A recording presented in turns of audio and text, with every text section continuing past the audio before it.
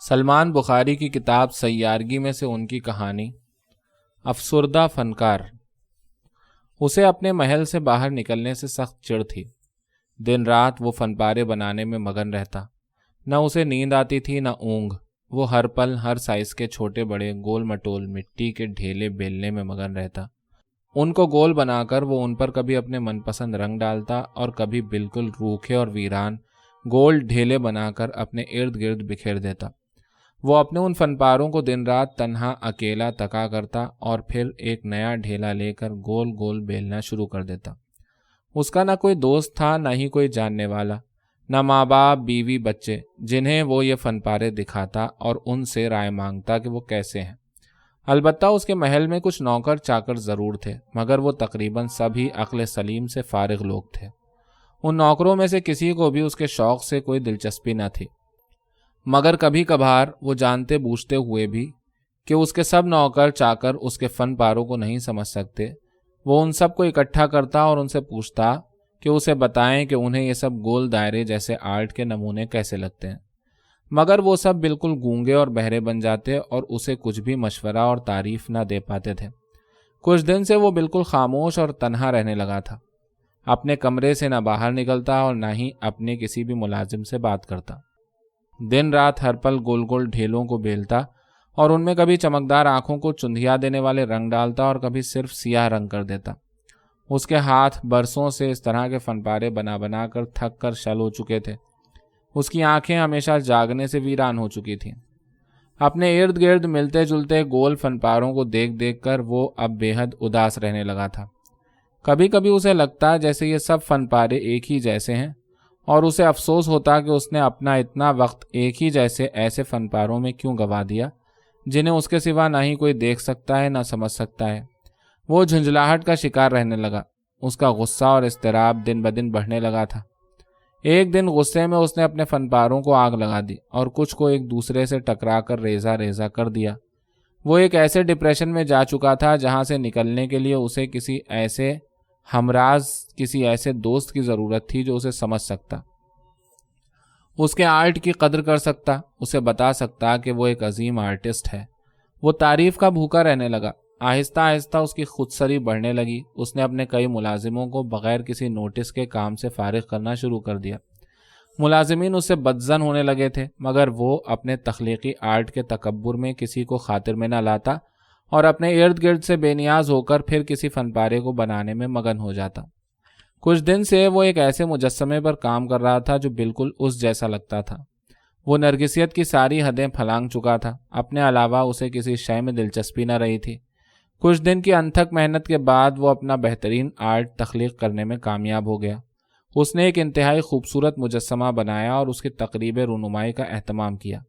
اس نے اپنے تمام ملازمین کو اکٹھا کیا اور مجسمہ ان کے سامنے رکھ کر سب کو کہا کہ وہ اس کی تعریف کریں اور اسے بہترین آرٹ تخلیق کرنے پر مبارکباد دیں۔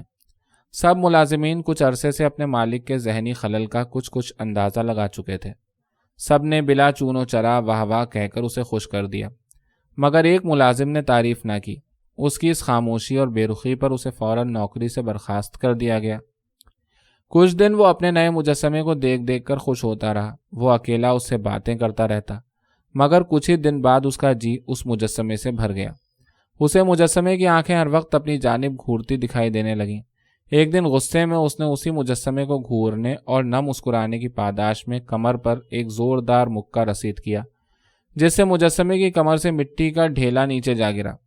اس نے اس بدتمیز مجسمے کو اٹھوا کر اپنے پائیں باغ میں کھڑا کر دیا اور خود پہلے والے مجسمے سے گرنے والی مٹی سے ذرا مختلف نازک اندام مجسمے پر دن رات کام کرنے میں جٹ گیا۔ چند روز میں ہی اس کا دوسرا شاندار مجسمہ تیار ہو گیا۔